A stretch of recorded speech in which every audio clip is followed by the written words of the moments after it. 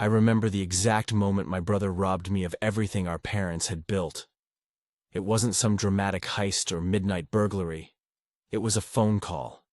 Cold, casual, and devastating. "Hey," Ethan said, voice light and unbothered. "Just a heads up, I took care of the paperwork for the house. You don't need to worry about anything." I was sitting in my apartment, a cup of tea in hand, still grieving. It had only been 3 weeks since we buried Dad. 6 months since Mom passed from that slow, cruel sickness that devoured her dignity before it claimed her life. Our family home, the one they built brick by brick over 30 years, was supposed to be split between us. That was their will. That was the plan. So when Ethan said he'd taken care of the paperwork, a chill crept up my spine. "What do you mean, taken care of?" I asked. There was a pause, then a snort. "Relax, I filed for a transfer. It's all in my name now. Look, you live in the city.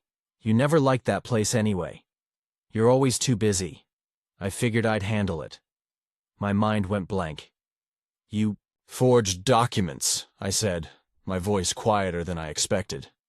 "Don't be dramatic," he said, and then he laughed, like it was all some harmless prank. "I just streamlined things.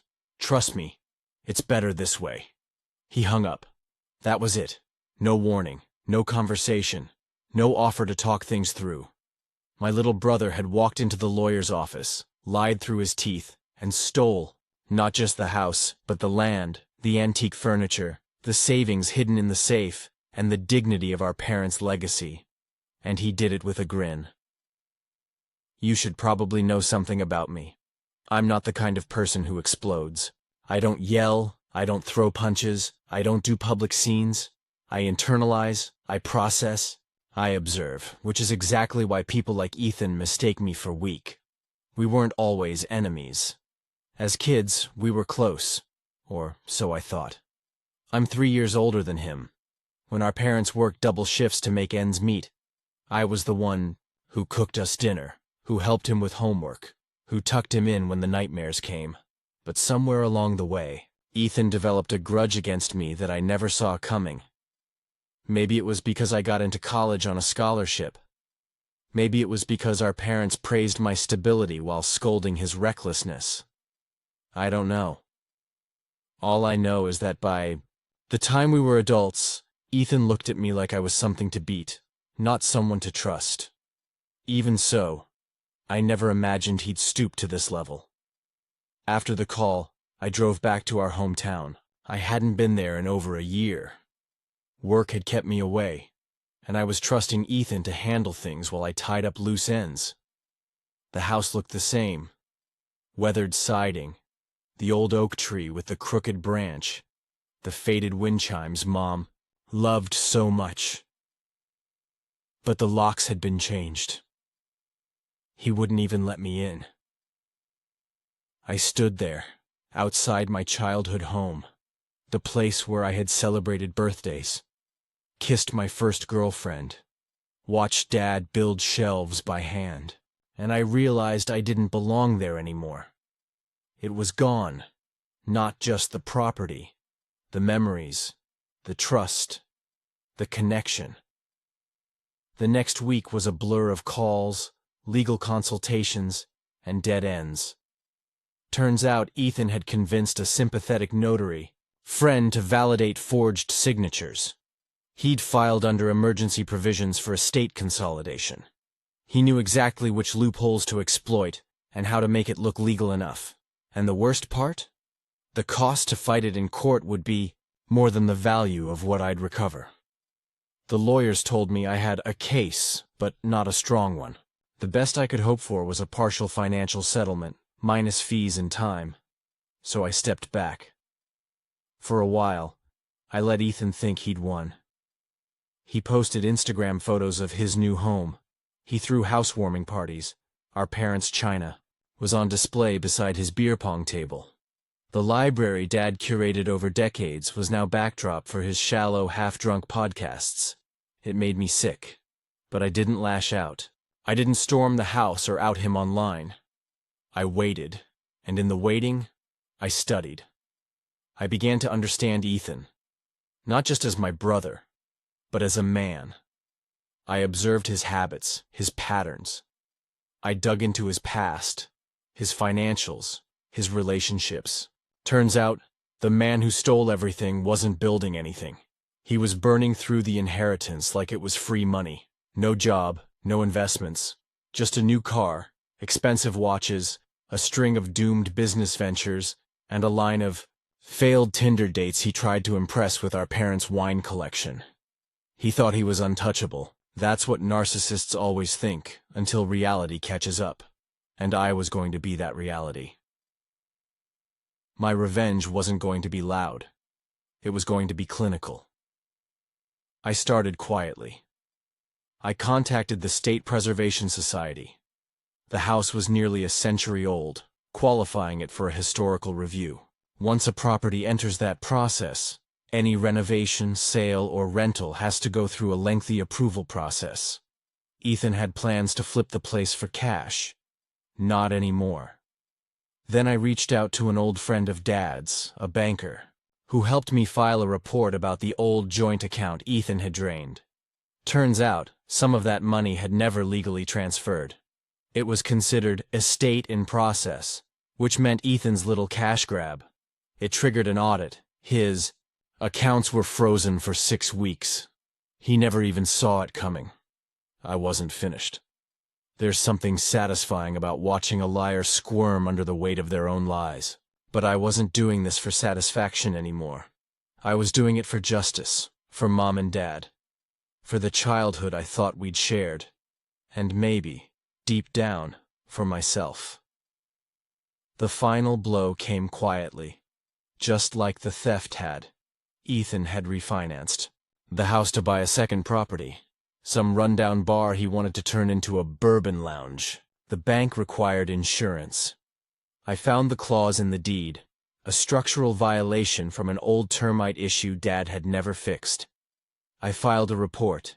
The insurance was revoked. The loan defaulted. The bank called in the mortgage. They gave him $90 on the days to pay or vacate. He didn't have the money. 3 months later, the house went up for auction. I didn't bid. I didn't need to. The house would become someone else's problem. Ethan would become someone else's headache. And I would walk away, not victorious, not vindicated, but at peace. Because sometimes, the best revenge isn't in reclaiming what was taken. It's in knowing you never had to become like them to win. Looking back, the signs were always there. Tiny betrayals wrapped in brotherly smiles. At the time, they felt like normal sibling quarrels. A shove here, a lie there. But hindsight has a cruel way of underlining moments you once dismissed as nothing. I was 12 the first time I realized Ethan had a different code of loyalty than I did. It was a warm summer evening. Mom had made her famous shepherd's pie, and Dad was fixing the leaky sink in the garage. Ethan and I were playing outside with a group of neighborhood kids, running around the yard like wild things. Someone suggested a game of capture the flag, and we all split into teams. Ethan was on my side, or so I thought. Halfway through the game, I noticed him whispering to Kevin, the team captain of the other side. A few minutes later, I was ambushed. They stole our flag and celebrated like they'd won the Olympics. Ethan stood there, grinning, ear to ear, high-fiving Kevin. "You were too slow," he said when I confronted him. I had to win somehow, win. That word would become his mantra in life. Still, I brushed it off. Brothers fight, brothers lie, brothers cheat at games. It's part of growing up, right? But the pattern didn't stop. It got subtler, sharper. He was the kind of kid who'd break Mom's vase and let me take the fall. Who'd eat the last cookie and blame the dog. Who'd flirt with my friends and then laugh when it made things awkward. I remember one day in high school. I must have been 16, him 13. I was prepping for a debate competition. It meant everything to me. Mom and Dad were so proud I'd made the finals. I practiced my arguments every night at the dinner table. Ethan would listen, nodding like he cared. But the night before the event, he deleted my Word file off the family computer. When I asked him, frantic, panicked, desperate to recover hours of work, he shrugged. Maybe you should have backed it up. There was no remorse, just that same little smile. It's strange how love can make you blind. I wanted to believe he was just a mischievous kid, that it was immaturity, that he'd grow out of it. But as we got older, so did his appetite for control, and the ways he masked it. College was my ticket out. I worked hard, applied for scholarships, got accepted into a university a few hours away. I wanted space, freedom, a chance to be my own person. Ethan was supportive at first, or pretended to be. "You'll kill it out there," he said when I packed up my things. "Don't forget us little people." But every time I visited home, something was off. He'd go through my bags, borrow my clothes without asking, ask weirdly invasive questions about my life, my friends, my dating history. He was keeping tabs, not out of care, but out of calculation. And then came the Christmas incident. That year, I brought my girlfriend home for the holidays. It was serious, our first real introduction to the family. Ethan was charming, too charming. He asked her about her interests, her classes, her plans after graduation. She thought he was sweet. I knew better. 2 nights later, I caught him texting her. Nothing explicit, just, "Hey, you up?" and "You looked beautiful at dinner." She was mortified, apologized to me, blocked him immediately. I confronted him. He just smirked. If she really liked you, she wouldn't be tempted. He said it like it was a life lesson. I should have drawn a boundary right then. But I didn't. Part of me still believed he was salvageable, that he'd grow up, that some people just take longer to mature. I even covered for him when our parents scolded him for skipping classes, for getting fired from his first job, for crashing Dad's old truck. I defended him more than I should have. Why? I don't know.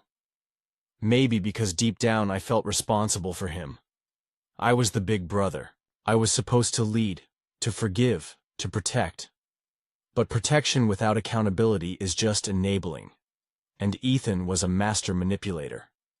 When Mom got sick, he leaned into the role of helpful son.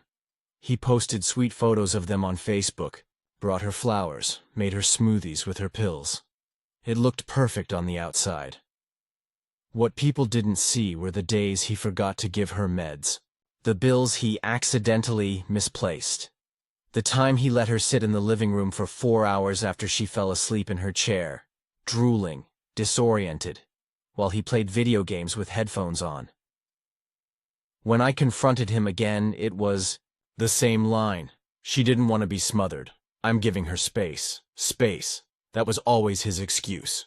Space to avoid, space to neglect, space to cover his tracks. But he knew how to play the audience. Our relatives adored him. "He's so charismatic," they'd say. "You're lucky to have such a caring brother." He fooled everyone, except Mom. Toward the end, she said something I'll never forget. It was a late evening. She was fragile, frail, hooked up to her IV. I was spoon-feeding her warm broth while Ethan was out running errands. She looked at me and whispered, "Don't let him break your spirit." I didn't ask what she meant. I already knew. She saw what I saw, what I had always seen but tried to deny. Ethan didn't just bend the rules. He rewrote them. Reality was clay to him, and he molded it until it served him. After she passed, Dad wasn't the same. He became quiet, withdrawn, haunted by memories. I visited often, tried to keep things together. Ethan, meanwhile, suddenly became responsible. Taking over Dad's meds, Dad's meals, Dad's finances. It felt like déjà vu. Dad even praised him. "Your brother stepped up," he told me one day, a tired smile on his face. "He's taking care of things." But I saw the cracks, the unexplained credit card charges, the missing cash from the safe, the new watch on Ethan's wrist. When I questioned it, Ethan acted insulted. I'm doing everything while you play city boy with your office job. Don't come here and act like you care more than me. Classic gaslighting. Turn the guilt around. Use emotion as a shield, and once again, I let it slide. Not because I believed him, but because I didn't want to fight. Then Dad died. Heart failure, they said. Peaceful, they said. But I wonder how peaceful it really was. I handled the funeral, the legal work, the will. And that's when I found out. The document was clear. Split everything 50-50. But when I called the lawyer to schedule next steps, he sounded confused. It's already been transferred, he said. Your brother came in last week. Said you agreed to sign it over. I nearly dropped the phone. Ethan had forged my name. That's the moment it all connected. Every little betrayal. Every manipulative moment. Every time I let it slide because he's just my brother. He wasn't just a nuisance. He was a predator, a parasite who fed off trust. And now he had stolen the last piece of our parents' legacy. But this time, I wasn't going to let it slide. This time, I wasn't going to be the forgiving brother. This time, I was going to become something else entirely. Not out of hate, out of justice. You don't wake up one morning and suddenly stop trusting your brother. It's a slow erosion. Like a cliff crumbling under years of pounding waves. By the time it collapses, it's already been hollow for a long, long time. After Dad's funeral, something shifted in me. Something hard. Cold. I remember walking through the now empty family house, everything wrapped in plastic silence. The air smelled like aged wood and old cologne, and Ethan was standing in the kitchen like he owned the place, because in his mind, he did. The paperwork had been filed, the deed transferred. My forged signature sat in some dusty file folder, blessed by a sleepy clerk who never thought to question it. When I confronted him, it wasn't the explosive showdown I'd envisioned. It was quieter, more surgical. You forged my signature, he looked up from his phone, casually chewing a piece of gum. You were dragging your feet. I handled it. You stole from me. I streamlined things, he said. The same way you describe rerouting a power cord. You never liked this house. I live here. It makes sense. It was never yours to take, I said. It was ours. He shrugged. Semantics. That word stuck in my brain like a splinter. Semantics. To him, morality was just flexible language. Right and wrong were negotiations. He didn't think he'd betrayed me because in his mind, betrayal only exists if someone finds out and fights back.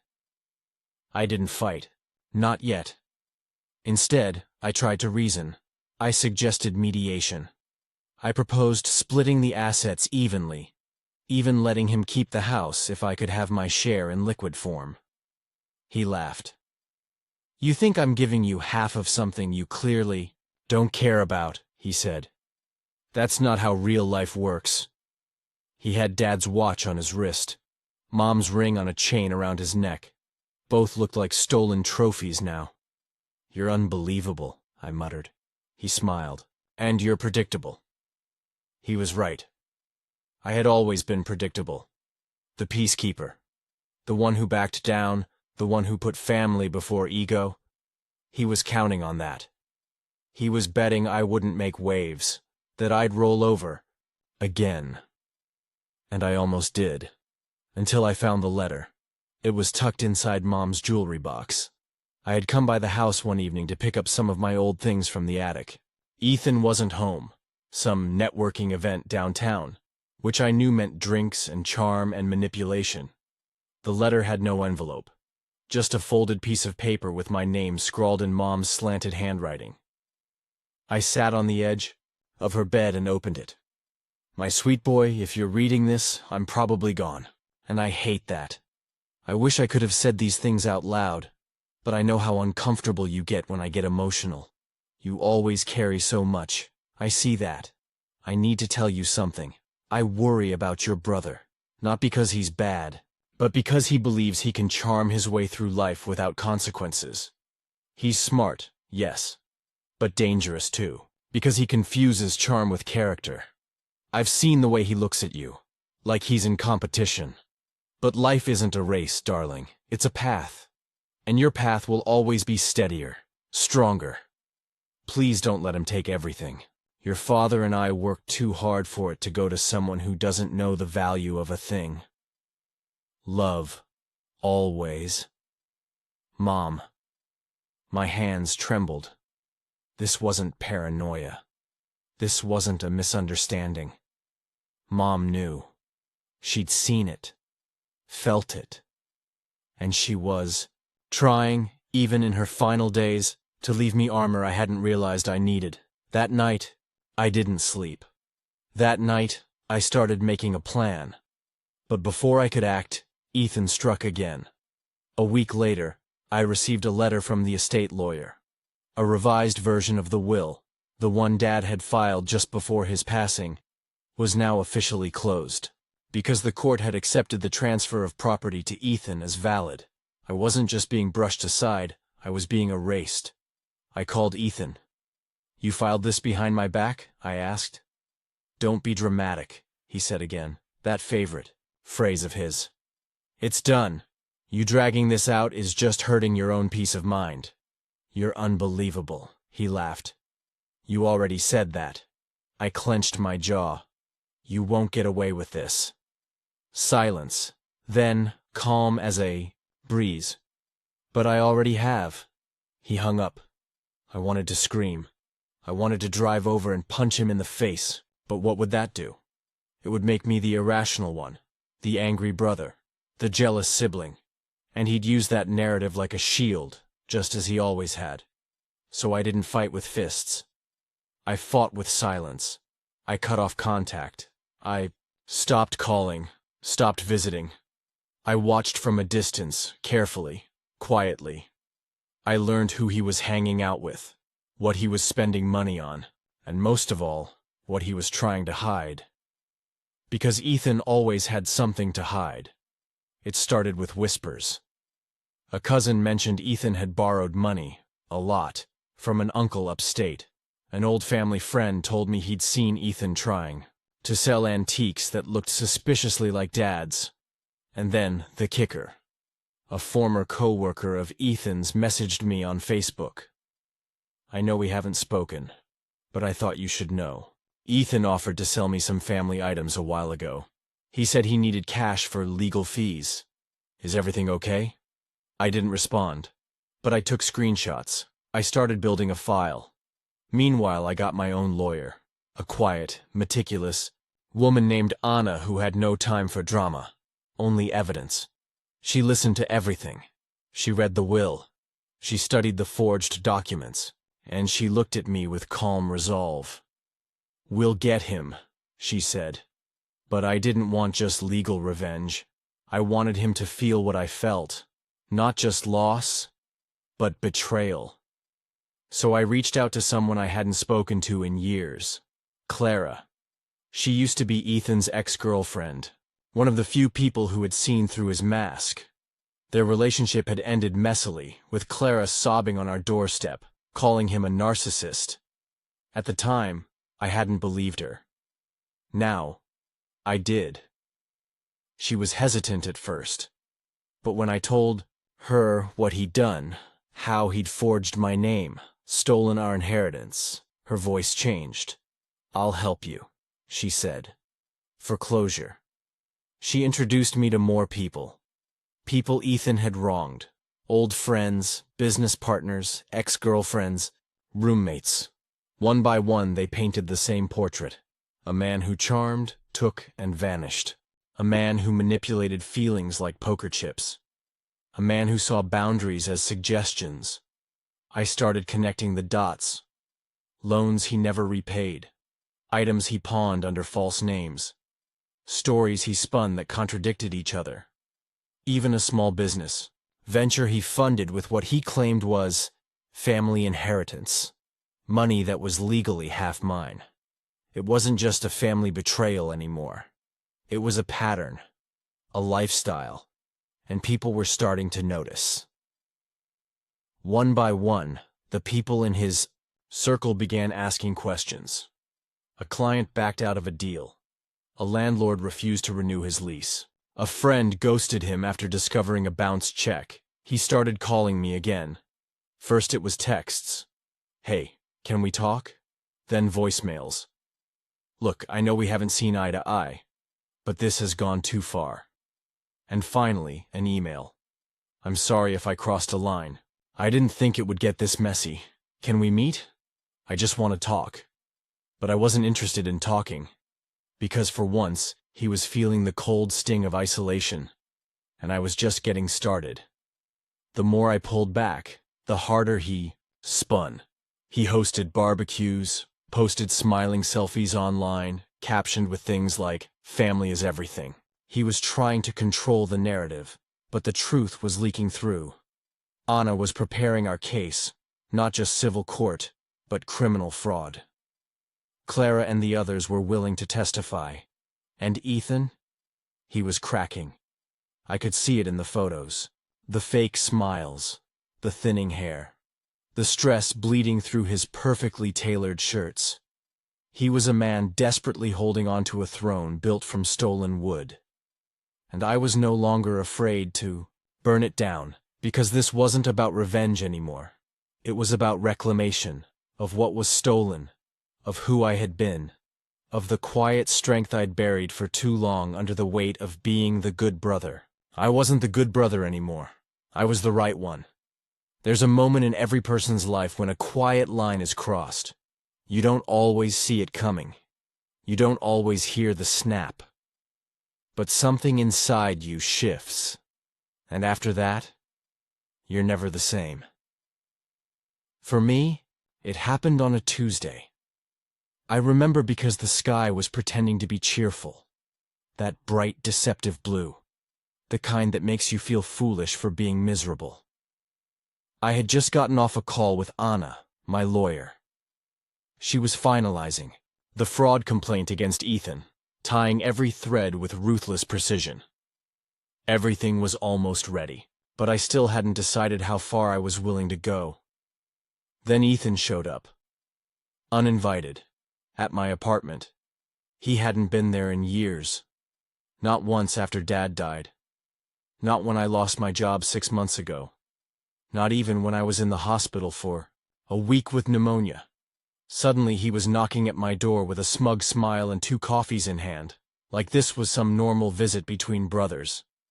"Thought we could talk," he said. I stared at him. "Talk? You've got 10 seconds to explain why you're here," I said, not moving from the threshold. He raised his hands in mock surrender. "Hey, chill. I'm just trying to make peace." I didn't take the coffee. We ended up sitting across from each other at my small kitchen table. He talked. I listened. But it wasn't conversation. It was theater. He launched into a rambling monologue about how family should come first, how misunderstandings blow things out of proportion, how he never meant for things to go this far. He used phrases like clean slate and start over. He even quoted Dad. "You remember what Dad used to say? Blood over everything." I stared at him. Dad also said, "A thief is still a thief even if he shares your last name." Ethan blinked just for a second, but I saw the crack. "You're angry," he said, "and I get it. But this legal stuff? Come on, man. We're not strangers. We're brothers." He smiled. That snake oil smile. The one he used on teachers, girlfriends, bank officers, even Mom. I leaned forward. "You didn't come here to apologize. You came to scare me out of pressing charges." His jaw tightened. "No," he said slowly. "I came to remind you who you are. You're not built for this fight. You've never had the stomach for it." There it was. The challenge, the contempt dressed up as concern. The final shove over the line. Something inside me snapped. It wasn't loud. It wasn't violent. It was surgical. Clean. Like a scalpel cutting through the last thread of attachment. I looked at my brother and saw him clearly. Not the boy I grew up with. Not the man I once tried to protect. But a parasite who had fed on my patience, my loyalty, my silence, and I was done. "Get out," I said. He raised an eyebrow. "What?" "You heard me. Get out, now." "You think you're going to win this?" he said, standing slowly. "You think people will believe you? You've always been the sad, quiet one. The guy in the background, nobody listens to you." I stood too. Not shaking.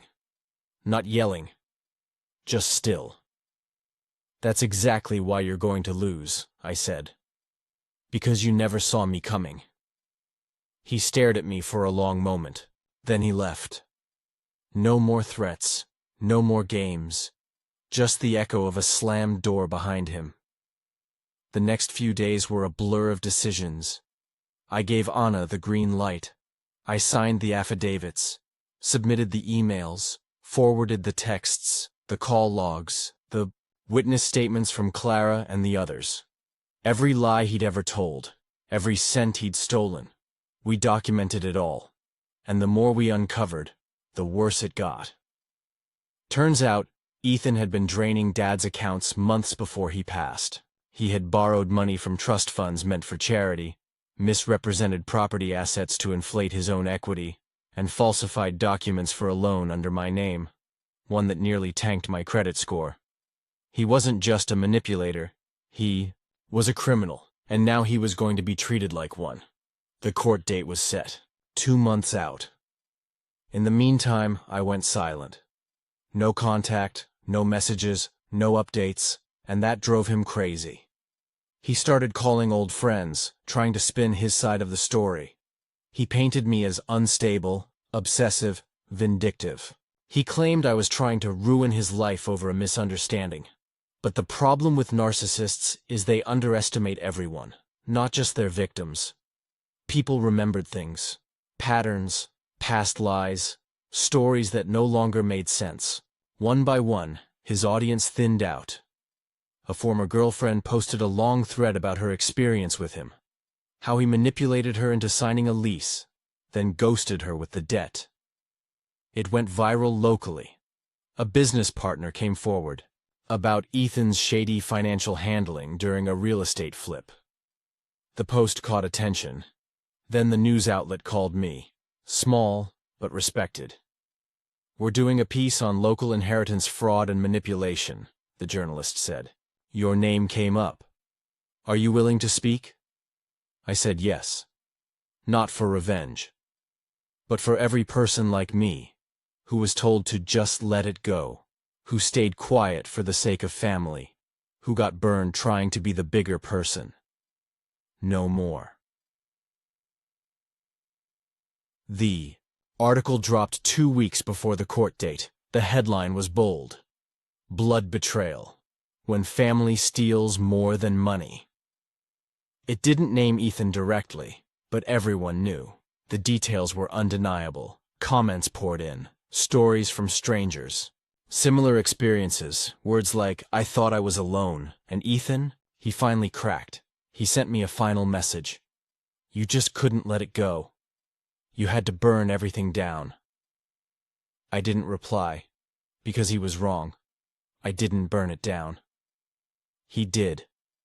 The moment he chose to value power over love, manipulation over honesty, greed over brotherhood, I had simply refused to sweep up the ashes. The night before the hearing, I couldn't sleep. Not from fear, from clarity. I walked through the city, letting the cold bite at my skin. I ended up at the old park we used to go to as kids. Ethan and I had once raced across this grass, climbed those rusting monkey bars, argued over whose turn it was to swing higher. I sat on the bench. The memories didn't hurt anymore. They felt distant, like someone else's story, like old film reels, yellowed and grainy, no longer mine to carry. That's when I knew. This wasn't just about court, it was about closure. The next morning, I walked into the courthouse tall. Ethan looked thinner, paler, his suit wrinkled, His arrogance dimmed. For the first time in our lives, he looked unsure. He avoided my eyes. My lawyer presented the evidence with brutal precision. The judge listened, took notes, asked questions. Ethan tried to spin, tried to charm, but charm has an expiration date, and his had passed. By the end of the hearing, the judge froze his assets, barred him from managing the estate, and ordered a formal investigation into multiple fraud charges. And just like that, the throne he'd built crumbled. We walked out in silence. The sun was warm, the breeze light. Anna turned to me and said, "We're just getting started." But that was a win. I nodded, but I wasn't smiling. Not because I wasn't happy, but because the weight was finally off. And I didn't know what to do with the space it left behind. I didn't storm out. I didn't slam any doors. I didn't scream at the sky or burn his pictures like some dramatic movie montage. I just disappeared. Not the kind of disappearance people notice immediately. I stayed off social media, stopped answering calls, ignored texts, and kept my head down. Slowly, like a tide pulling back before a tsunami, I slipped out of the world that had wounded me. No announcements, no warnings, just silence. And in that silence, I began to breathe again. For the first time in years, there was no need to explain myself. No guilt-tripping phone calls from Ethan. No fake apologies from Mom. No snide remarks from extended family asking why I couldn't just be happy for my brother's success. I didn't owe anyone anything anymore. I moved into a small cabin up north, not far from where Dad used to take us camping. It was isolated, buried in pines and fog, with a creaky front porch and a wood-burning stove. The Wi-Fi was awful, and the water pipes hissed like angry snakes, but I loved it, because no one knew where I was. And for the first time, I didn't want to be found. I spent my mornings chopping wood and listening to the wind scrape against the trees. My afternoons were filled with reading, journaling, and cooking the kind of meals I never had time for when I lived in the city. Slow stews, roasted vegetables, fresh bread. I even learned how to make herbal tea from pine needles and wild mint. I wasn't just hiding. I was healing. The quiet did things to me. It gave me space to sit with my rage without letting it devour me. It allowed the sadness to seep out, not in floods, but in slow, manageable drips. There were days when I'd break down out of nowhere, sobbing into my sleeves over things I hadn't thought about in years. The time Ethan accidentally ruined my science fair project in 8th grade. How Mom used to only praise him for being a natural leader. The way I had been slowly erased from the narrative of my own family. And there were days I felt nothing. Just a numb, heavy fog. But even that was better than what I'd felt before, the constant sting of betrayal and resentment.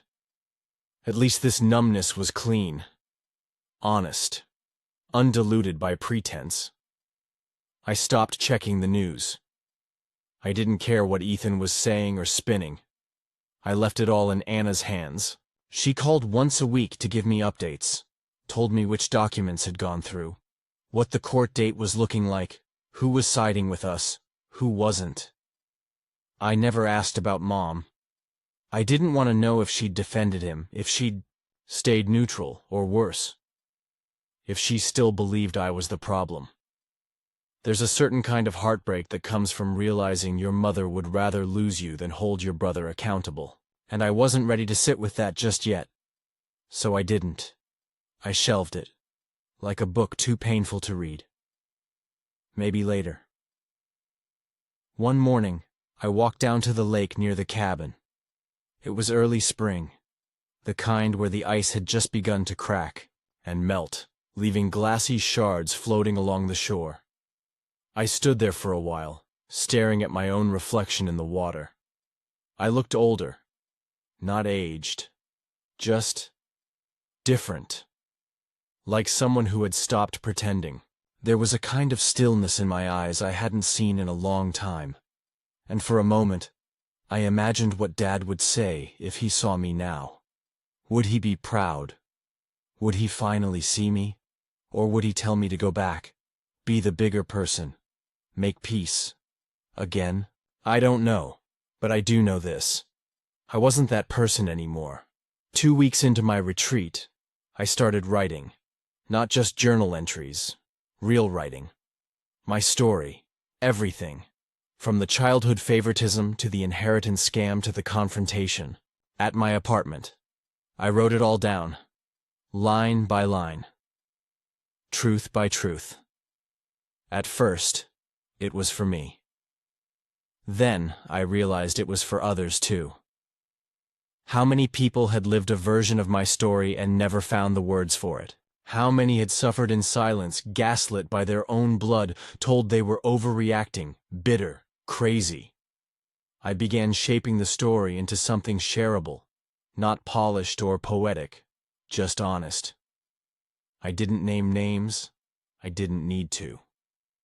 The power wasn't in the identity of the abuser. It was in the courage of the abused. I joined an anonymous survivors forum online under a pseudonym. It was small, quiet, free of judgment. I posted my story there, just to see if anyone would respond. Within a day, dozens had. Not with pity, with resonance. Messages like, "I thought I was the only one whose sibling stole everything and smiled through it." This made me cry. My mother protected my abuser too. I've never had words for what I've been through. Until now. I cried reading every one of them, because for the first time in months, maybe years, I didn't feel alone. That's the thing about withdrawal. It's not abandonment. It's not cowardice. It's preservation.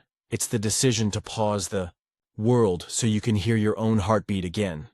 It's stepping outside the noise long enough to remember what peace feels like. And once you feel it, real peace, not performative contentment, you can't unfeel it. I wasn't hiding. I was recovering. I was becoming the version of myself that Ethan could never manipulate. The one who didn't need approval, permission, or proximity to a toxic family tree in order to feel worthy. And in that space, in that stillness, something new began to grow. Resolve. Not the angry, impulsive kind. The cold, steady kind. The kind that changes the course of rivers. One night I lit a fire in the cabin's stone hearth, sat with a glass of red wine and wrote a final letter. To myself. I didn't know why. But I felt like I needed to say goodbye to the version of me that had tolerated so much for so long, so I wrote, "I forgive you for not leaving sooner, for trying too hard to make it work, for believing people who never earned your trust, for being too kind to people who used your kindness as currency. You didn't fail. You simply woke up, and now you rise." I folded the letter, sealed it, and placed it in a small tin box I buried under the pine tree behind the cabin. A little ceremony for a quiet resurrection. By the time Anna called with the court date, I was ready. Not just legally, emotionally. The fear had dissolved, the grief had settled, the guilt had turned to dust. All that remained was clarity. I wasn't walking into that courtroom as a victim. I was walking in as a witness to the truth. Ethan had taken money, sure. But the real theft had been time, energy, confidence, identity, and, now, I was reclaiming every stolen piece. One breath at a time. On the morning I left the cabin, I stood at the doorway and took one last look inside.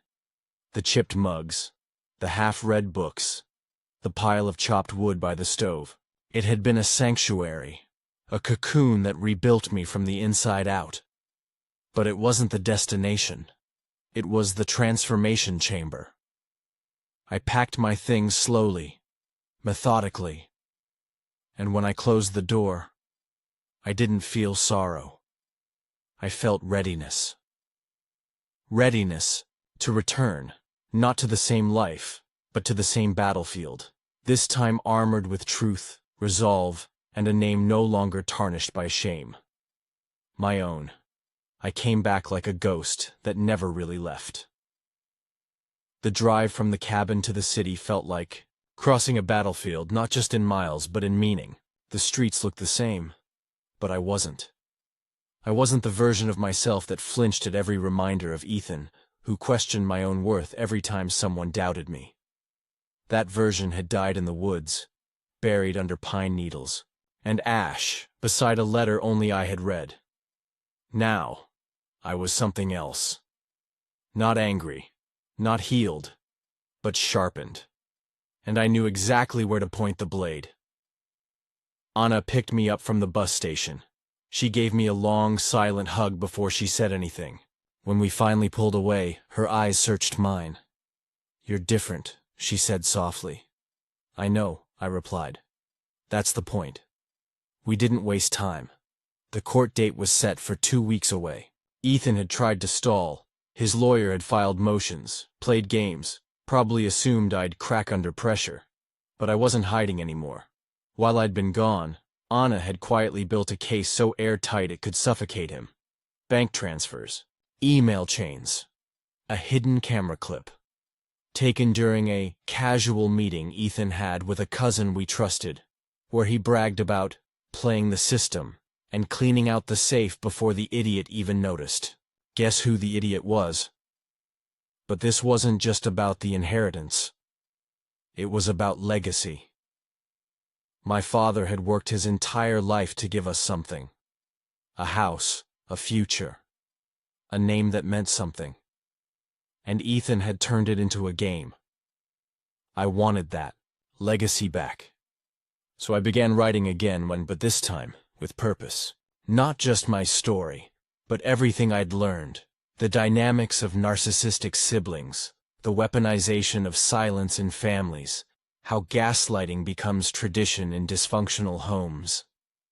I pitched a short piece to a blog for adult children of toxic families. They published it. Then it went viral. Emails flooded in. People from all over the world, Canada, Brazil, South Korea, Germany, shared their versions of Ethan. They thanked me for giving language to what they had endured in silence. For the first time in my life, my voice echoed louder than his lies, and it felt righteous. I started receiving podcast invites. One from a therapist who specialized in emotional abuse, another from a lawyer who helped survivors of family fraud. I declined most. I wasn't ready for the spotlight. But I accepted one. A small, quiet channel, run by a woman who'd been through the same hell and come out with scars instead of apologies. We talked for over an hour. Didn't name names. I didn't need to. The story stood on its own, raw, quiet, heavy with truth. And as it ended, she asked me, "What would you say to people who are still stuck in that toxic place?" I paused, then answered, "Leave. Not for revenge, not for closure, just for yourself. And when you're strong enough, come back, not to beg for a seat at their table, but to flip the whole damn thing over." Meanwhile, Ethan was unraveling. Anna kept me updated. His lawyer tried to intimidate us with threats, told us Ethan was protected by people who would swear loyalty to him in court. But what he didn't expect was that the tide had shifted. My cousin, the one who'd recorded Ethan bragging, had once been his biggest ally. But she'd turned. Quietly. Completely. Why? Because when you live your life bulldozing people, eventually someone you bulldozed finds their backbone, and she had. "I watched what he did to you," she told me. And I realized, I'm next. We had affidavits from former business partners, emails from Ethan's burner accounts, screenshots of conversations where he mocked my emotional breakdown after Dad's funeral. Even the judge couldn't hide their reaction when Anna submitted the file. But this wasn't just about burying him in evidence. It was about showing the court, and the world, that silence wasn't the same as surrender. I began preparing my statement. Victim impact. Emotional testimony. Whatever they wanted to call it, I didn't care. I just knew I had one chance to say everything, not just to Ethan, but to every person who ever thought they could tear someone down and walk away clean. I wrote until my hand cramped, then rewrote. Cut, refined, sharpened. Not angry, not petty, just undeniable. Mom tried to reach out. A single text. Maybe we can talk after this is over. I stared at it for an hour, then deleted it. Not because I hated her, because I was done translating her silence into love. Done mistaking absence for grace. Done waiting. Court day came like winter, cold, quiet, and inevitable. I wore black. Not out of symbolism, but because it reminded me of the strength I found in the cabin. The silence. The stillness. The steel that had formed where wounds used to be. Ethan arrived flanked by his lawyer, dressed in a tailored suit and fake charm. He nodded at me like we were old friends meeting for coffee. I didn't flinch. He wasn't scary anymore. He was just sad. A man who thought manipulation was the same as power. Anna laid everything out, methodically, calmly, every transfer, every forgery, every lie. Ethan tried to interrupt once, claimed I was emotionally unstable, and trying to sabotage him out of jealousy. The judge raised an eyebrow. Anna didn't even blink. She handed over the printed emails, his signature, my father's estate, the account numbers. Silence followed like a stone dropped into a well. Then came my turn.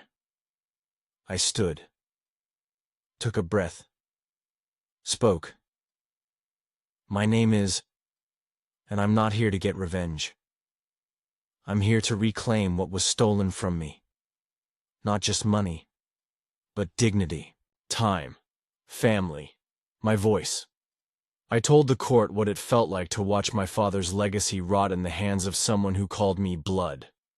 I told them how I questioned my worth for years because of a family that valued silence over truth.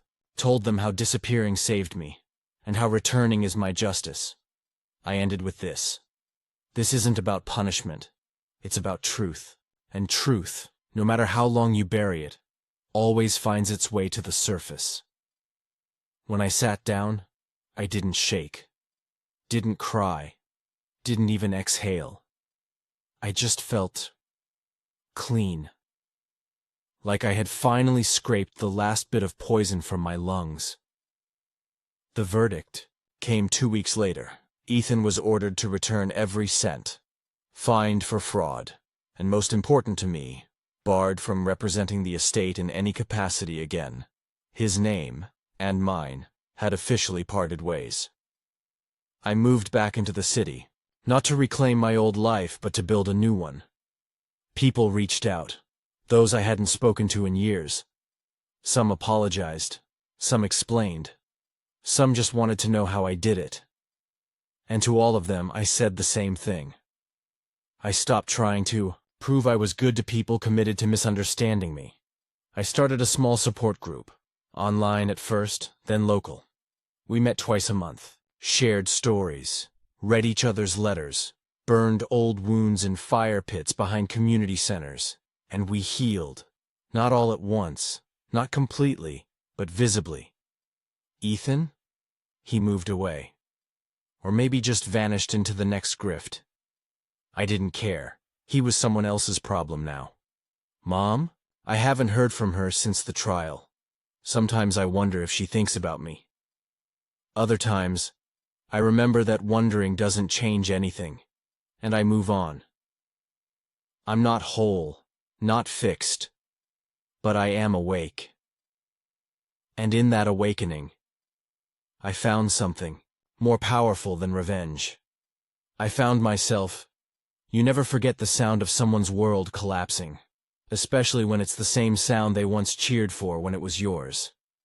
The public reckoning didn't come like thunder. It came like slow rot, unraveling Ethan thread by thread until he was naked beneath the spotlight he once craved. And the beautiful part? I didn't even have to scream. All I had to do was stand still. It started small. A local news outlet picked up the story. Man found guilty of defrauding sibling in estate scam.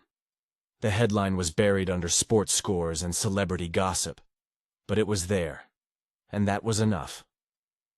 Anna and I sat across from each other in a small cafe when we saw it on her phone. She showed it to me like it was a trophy. "He's going to hate this," she whispered with a smirk. I didn't say anything. I just nodded, because I knew this was only the beginning.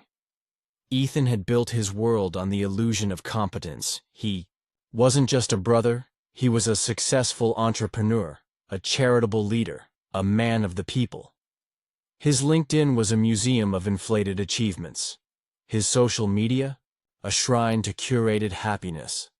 But once that article was out, people started looking closer, and the cracks started to widen. 3 days later, a former business partner, someone Ethan had once called his right hand, posted a LinkedIn article titled, "Why I Walked Away from My Business Partner." It was scathing, not defamatory, not cruel, just true. He lied, not just about money, but about who he was, the post read. He was charming in the way all manipulators are: practiced, calculated, hollow. Thousands of views, hundreds of shares, and then comments, not just from strangers, from people I knew. I always felt something was off. He tried the same thing with my aunt's trust fund. My God, I thought I was the only one. The dominoes fell one by one. Then came the podcast invite.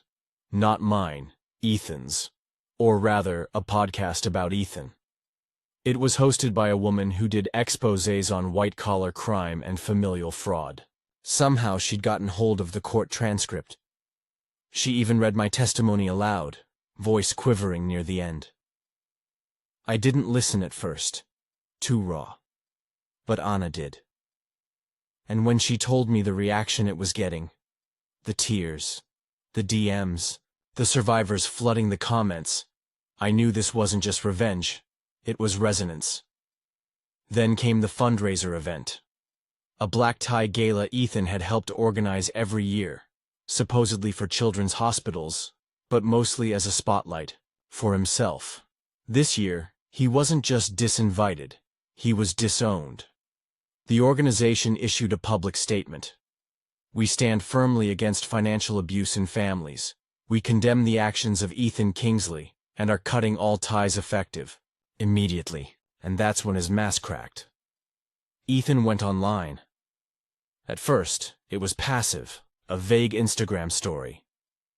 "Be careful who you trust. The loudest victims are often the biggest liars." I didn't respond.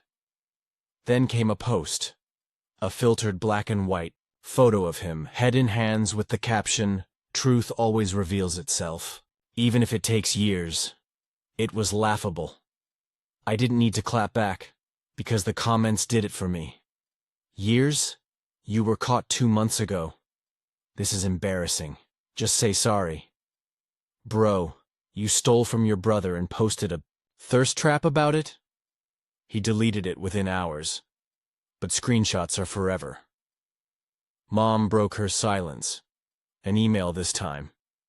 "He's in a lot of pain. I know what he did was wrong, but you're both my sons." It made me feel nothing. I used to dream of her saying something, anything, but now that she had, it just confirmed what I already knew. She wasn't ready to choose truth over comfort, and I wasn't going to bleed for her silence anymore. I didn't reply. Ethan started losing clients. Not because I campaigned, because he did. He panicked. Called in favors, offered discounts, posted long-winded explanations about misunderstandings and complicated grief. No one bought it. One woman, a lawyer from New York, replied to his explanation post with a single line. Complicated grief doesn't include wire fraud, Ethan. That one went viral. Anna suggested we do an interview, not with tabloids, with a respected national outlet that wanted to run a piece on financial betrayal within families. Only if you're ready, she said. I was. We met the journalist in a quiet library room. No makeup, no lights, just me, a recorder, and the truth. I told them everything. The cabin, the fake forgiveness, the forged documents, the moment in court where I looked into my brother's eyes and didn't recognize him. The piece ran 2 weeks. Later, front page of the weekend section, my brother made me homeless with a smile. How family fraud is the silent epidemic. No one talks about. The response was overwhelming. I got messages from strangers, from therapists, even from judges. One night, Anna sent me a screenshot. Ethan's personal website was down. Error 404. Page not found. Below it, someone had posted a meme. When the truth finally loads. We laughed until we cried. But I didn't gloat, not because I'm better, but because it wasn't necessary. The truth had done all the work. One day I passed by a bookstore. In the window was a memoir by a woman who escaped an abusive religious cult. The title read, "They called it love. I called it survival." I bought it without hesitation, and read it in one night. Not because her story was mine, but because survival has a language we all recognize, even if the details differ.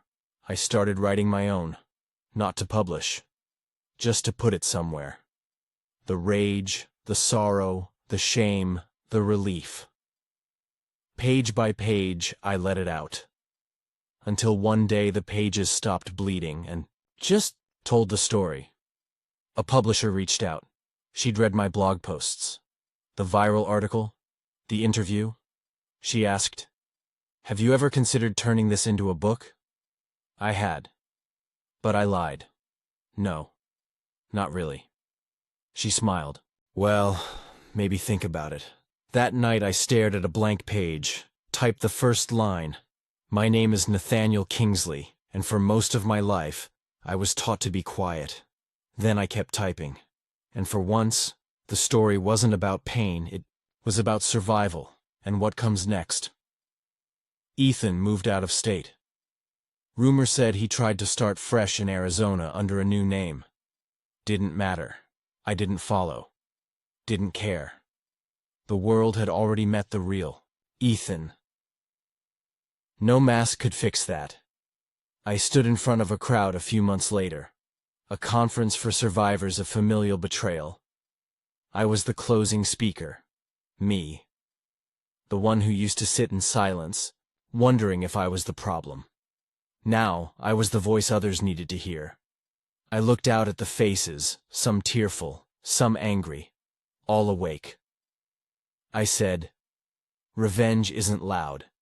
Sometimes it's just living well enough that your betrayer becomes a footnote in your own story." And the room exhaled with me. Later that night, I stood outside in the cold, looked up at the stars. No guilt, no hate, just peace. Because this wasn't the end. It was the reckoning, and it was mine. The storm didn't end with lightning. It ended with silence. Not the peaceful kind, the kind that hums in your bones, heavy with the things no one dares to say. The kind that follows war, when both sides retreat into the wreckage to count what's left. After Ethan's public unraveling, the phone calls stopped, the threats stopped.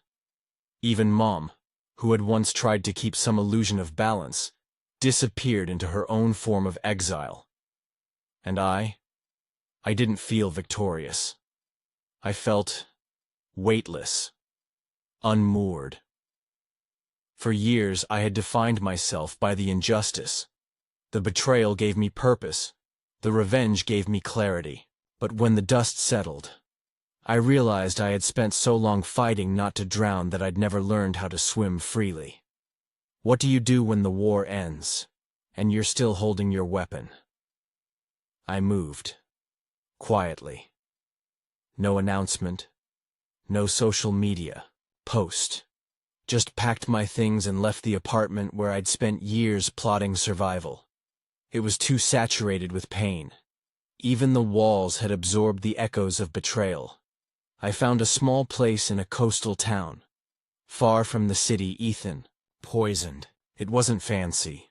1 bedroom, creaky floors, windows that howled when the wind hit just right. But it was mine. Untouched. Clean. I remember the first night I slept there. No thoughts, no fears, no, what if he shows up? Just the sound of the ocean through cracked glass and the steady rise of my breath.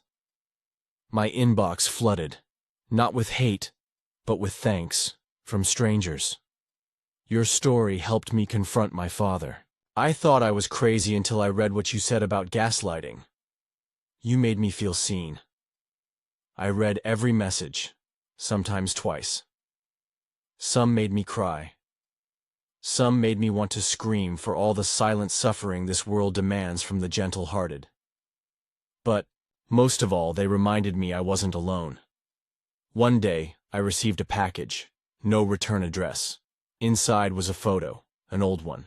Me and Ethan, ages 6 and 9, sitting on our grandfather's lap, all of us laughing. There was a note on the back. I miss when we were kids, before the lies. No apology, no admission. Just a whisper from a brother who had burned the bridge and now stood at the ashes, unsure of whether to wave or turn away. I didn't respond. Not out of hate, out of preservation. Some ghosts deserve their distance. Anna visited. She brought wine and stories from the city, tales of people moving on, whispering Ethan's name less and less. He's faded, she said. Good, I replied. But my voice felt hollow. She studied me across the table. You okay? She asked. I wanted to lie, say yes, pretend the end of Ethan meant the beginning of joy. But I told the truth. I don't know what okay is anymore. She reached for my hand. Maybe now's the time to find out. I started therapy. Not the talk about your day kind, the deep, dig through the darkness kind. Inner child work. EMDR. Grief mapping. Grief for what? For everything. For the brother I thought I had. For the mother who never chose me. For the years I spent bending so far I forgot how to stand straight. I walked out of those sessions feeling both exhausted and reborn. There was one moment I'll never forget. My therapist asked, if you could speak to the version of you just before the betrayal, what would you say? I cried before I could answer, because I knew. I'd say, you're not crazy. You're not too sensitive. You're just in the presence of people who need you small to feel big. I found old journals, pages filled with confusion, self-blame, desperate justifications for Ethan's behavior. I must have misread the tone. Maybe he's just stressed. I should be more understanding. Reading them felt like watching someone else drown, and realizing they thought the water was their fault. I burned them, not out of shame, but as a ritual, a farewell to the version of me, who begged for breadcrumbs and called it love. I joined a support group, online, anonymous. Every Thursday, people logged in with faces full of stories they weren't allowed to tell in polite company. Parents who disowned them, siblings who stole, spouses who gaslit. One woman said something I'll never forget. People always ask why you stayed. They never ask who you were before the staying. That line broke something open in me. Because before I stayed, I was joyful, curious, hopeful. And now? Maybe I could be again. Ethan tried to reach out again, this time through a mutual cousin. Just wants to talk, she said. Thinks you've made your point. As if this was a game, as if healing was a scoreboard. I told her no. She sighed. Maybe forgiveness is the higher road. And I finally said what I'd been holding for years. Maybe he should have taken the road before it collapsed. She never brought it up again. Mom wrote me a letter. Handwritten. Pages long. She recounted childhood memories, apologized for being silent, admitted her own fear of rocking the boat, of losing both her sons, of confronting the reality that love isn't always enough. I cried reading it. Not because it made things better, but because it was real. Not perfect. Just real. We met a month later. Neutral ground. A public park. She held my hand the entire time, like she was afraid I'd disappear if she let go. I don't know how to fix this, she said. Maybe we don't fix it, I replied. Maybe we just start again, somewhere smaller. She nodded, and for once, we sat in silence that didn't hurt. I planted a tree. In my small yard, by the kitchen window. A sapling, frail, too young for shade or fruit, but alive and growing. I watched it every morning, not waiting for it to bloom, just watching, because for the first time, I understood that not everything must perform to be worthy. I volunteered. A local organization helping people recover from financial abuse. I shared my story, carefully, not for sympathy, for solidarity. A young man approached me after one session. "Brother forged my name on our inheritance too," he said. I thought I was the only one. I shook his hand. "You're not." And in that moment, I wasn't the victim. I was the lighthouse. My book was accepted. The one I'd been writing late at night. Not for the world, but for myself. But apparently, the world needed it too. The publisher cried during the meeting. "You're going to help so many people," she said. I wasn't sure, but I hoped. Even one person finding peace from my story would be enough. I stopped dreaming about Ethan. For months, he haunted every sleep, replaying fights, forging apologies, morphing into better versions of himself. But one night, he just wasn't there. And I woke up feeling lighter. Not healed, but healing. There's a difference. The fallout wasn't destruction. It was a clearing. A space where I could finally breathe. No guilt. No games. Just air. One day I sat with Anna on the beach, the sun low, the water glowing. She leaned against my shoulder.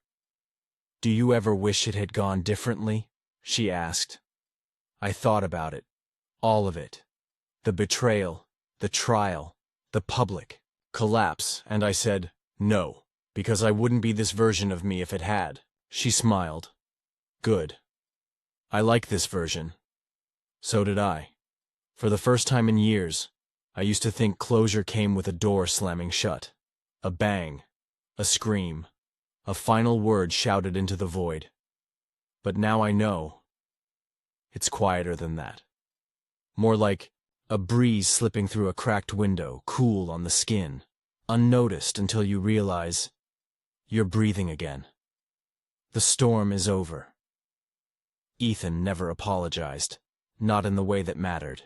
Not with truth. Not with surrender. And somehow that's okay.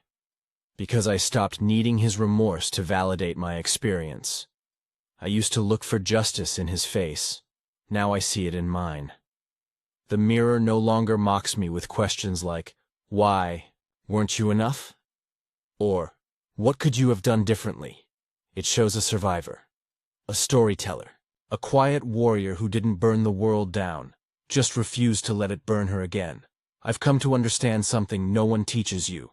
Some people are lessons, others are teachers, and a rare few are warnings. Ethan was all three. He taught me how far someone can twist love into a weapon. He warned me what happens when you ignore your intuition. And he became the lesson I'll never unlearn. Blood is not a bond if it breaks you. Some nights, when the wind is just right, I hear the ocean outside my window and remember the day I left the city. I remember packing a single suitcase. No souvenirs from the old life. No family photos. Just my journals, my documents, and my spine. Not the physical one, the spiritual one.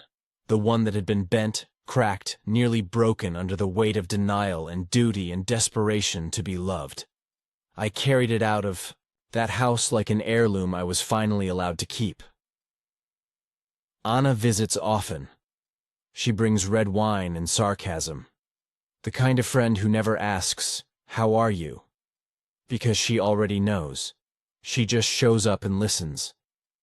Sometimes that's all we need, someone who sits in our silence without trying to fix it. One night, after a few glasses too many, she said, "You know, you're kind of a badass." I laughed. Not because it was a joke, but because I never thought I'd believe those words about myself. But now, I do. Forgiveness is a complicated word. People toss it around like a virtue. Just forgive him. Let it go. You'll feel better. But they don't understand. Forgiveness isn't a magic eraser. It's not a favor for the person who harmed you. It's a boundary for yourself. I didn't forgive Ethan because he deserved it. I forgave him because I deserved peace. That forgiveness doesn't open the door again. It just lets me walk through a different one. Alone, but free.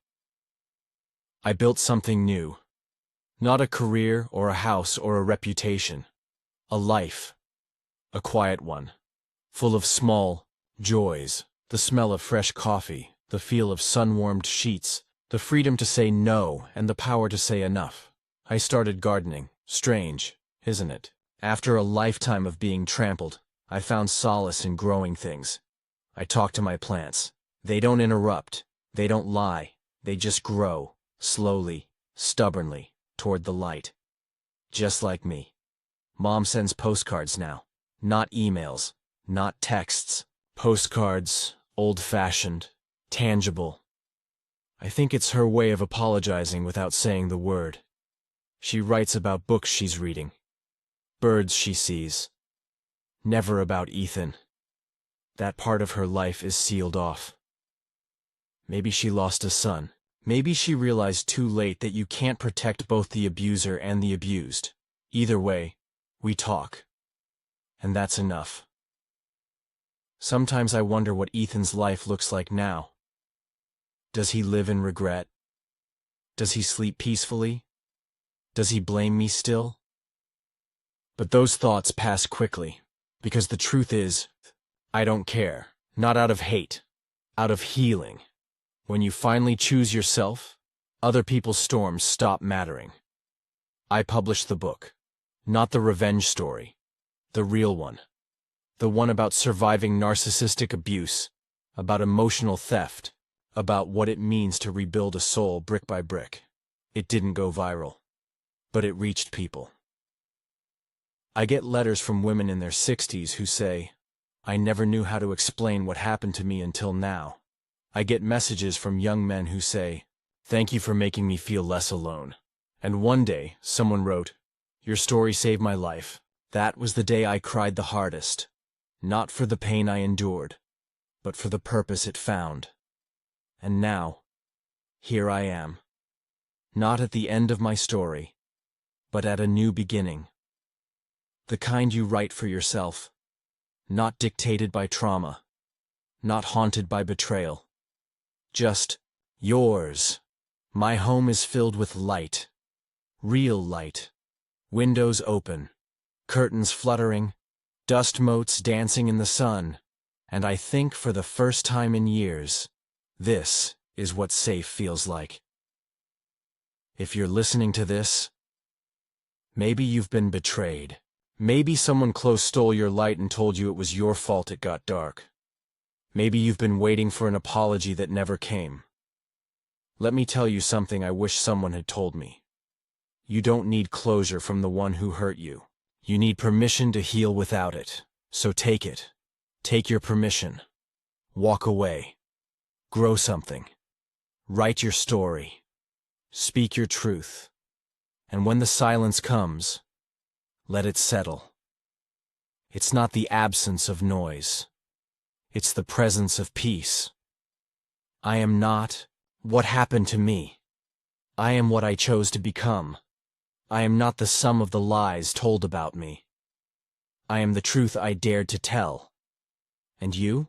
If you've made it this far, if something in this story resonated with the ache inside you, then maybe you're like me. A quiet warrior. A soul that refused to stay broken. And if that's the case, I'll leave you with one final question. What story will you write with your second chance? Because revenge may be satisfying. But healing? Healing is revolutionary.